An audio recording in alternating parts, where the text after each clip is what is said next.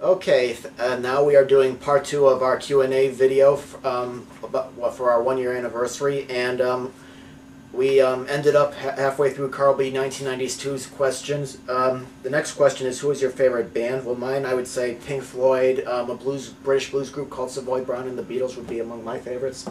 Love Pink Floyd. Other bands I really like. I really like Arthur Brown. Oh gosh, I've been listening to so much music lately. I should be able to rattle these off. But like 13th Floor Elevators, Moving Sidewalks, Fever Tree.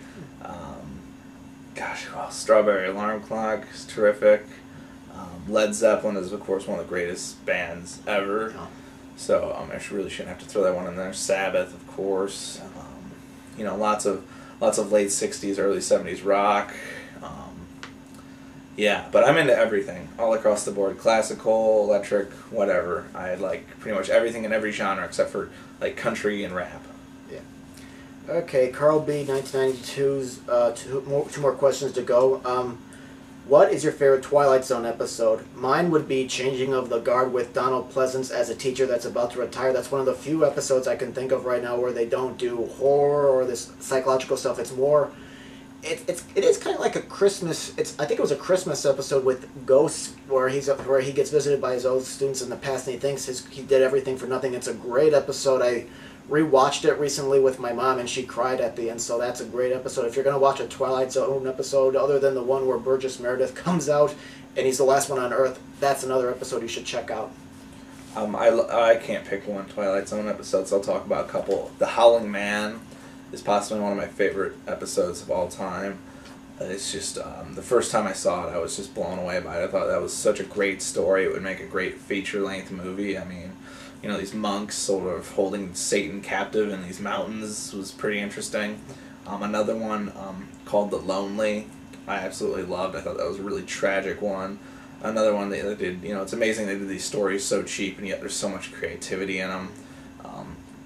This is The Obsolete Man, I think it's called. This is another terrific one written by Rod Serling. The Tiny Tina doll episode one, another one of my favorites. Yeah, that's all. A lot of my favorites. Yeah, I love Twilight Zone. Okay, and the last question Carl B. 1992 has for us is, what are some of your favorite Western movies? Well, that's a genre I really don't watch too much of. The only two I can remember at the top of my head is One-Eyed Jacks with Marlon Brando and a parody called Destry Rides Again. I love the Sergio Leone Westerns. They're just the perfect Westerns in my opinion. Particularly The Good, the Bad, and the Ugly, and For a Few Dollars More. Outlaw Josie Wales is another great one. Outside of Clint Eastwood, though, Tombstone is one of the most quotable movies I think ever made. And Val Kilmer gives a terrific performance in that one, so if you haven't seen Tombstone, check it out. The Wild Bunch is terrific. Bloody Sam Peckinpah. Pretty much a big inspiration for Tarantino's movies. Another terrific one. If you haven't seen it, you gotta go out and check it out. It's way ahead of its time. And I think that's it for Westerns. Okay. Silver Psycho 78 says, what is your prized possession movie that you each own? For me, it's a movie that I doubt anybody's ever going to see or ever heard of. It's called The Road to Ruin. It's like one of those, it's like Reefer Madness and Cocaine Fiends. I don't know what you call them. They're not exploitation films. Propaganda movies? Propaganda, yeah. It's Road to Ruin's about this nice girl. Here's the weird thing. It's a silent film from 1928. This version that I saw, and it's about this girl that hangs up with the wrong bunch. She starts doing drugs, prostitutes, becomes an alcoholic, and then she gets pregnant. She goes and has an abortion, and then it goes wrong, and then she dies. And then finally, and on her deathbed, she's like, "Oh, why didn't I listen to my mom?" and all this stuff. And there's this beautiful shot. Some people might think it's corny, but there's this beautiful shot of the cross saying that God's always going to be open to you and all this stuff. It's a great movie. I was lucky to find it, but I don't know if anyone's going to be able to find it, but it's a great movie if you ever see it. For me, it's probably Army of Darkness, Boomstick Edition. Apparently this is worth like $100 new. It's out of print now. I was able to pick it up at Suncoast Video when that was still open years ago for like $10. Another one is the Lord of the Rings Extended Edition. The reason, well, this one you can find anywhere, but the reason it's important to me is it was actually the first DVD I ever bought. Period. And I have hundreds of DVDs. Another big prize one I have is like my Twilight Zone collection and X-Files, and of course all my Simpsons season DVDs. I love those. I mean, you can get Simpsons anywhere, but seasons 1 through 8 are just perfect. Yeah.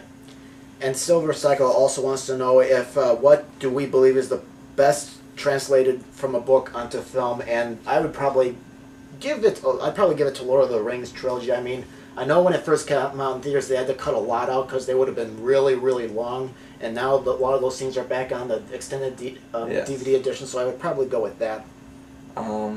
Yeah, I did read all the Lord of the Rings books, although I don't think it's the best translation from book to film. A great one, nonetheless. But I read a lot of Stephen King. I thought The Mist was a terrific translation, and Frank Darabont took some creative liberty with the ending of The Mist, which I thought was terrific and completely fit the nature of the book. Another one is by Stephen King, is The Green Mile. The Green Mile, the book and the movie are almost like you get the same emotional feelings at the same points. I mean, he condenses the story for a film, but the book and the film just hit you in the same spots. It's terrific. Yeah.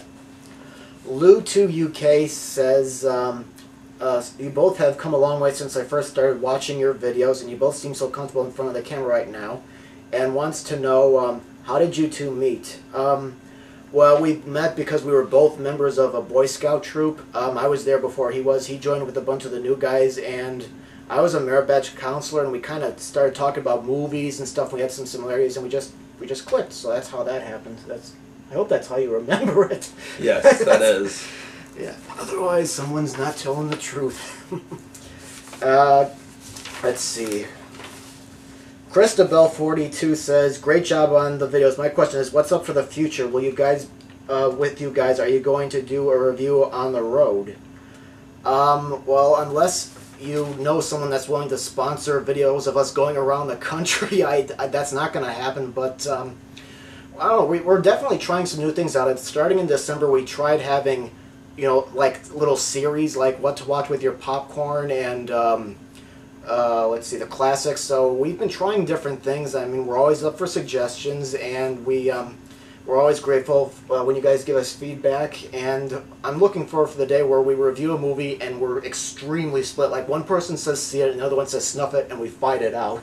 Because we've split a few times, but it's always like a small split. Like one will say snuff it, one will say rent it, or one will say see it, and the other will say rent it. I'm waiting for the big split, and I wish that would happen soon. Let's see. Okay. DS Clubhouse 1 and Buckeye Sparky both want to know what's the most anticipated movie we're looking forward to, and for me it's Machete, Robin Hood, Alice in Wonderland, The Wolfman, and I just said Robin Hood, and Iron Man 2. Those are the ones I'm looking forward to this year. I'm looking forward to the same ones. I can't wait for Machete.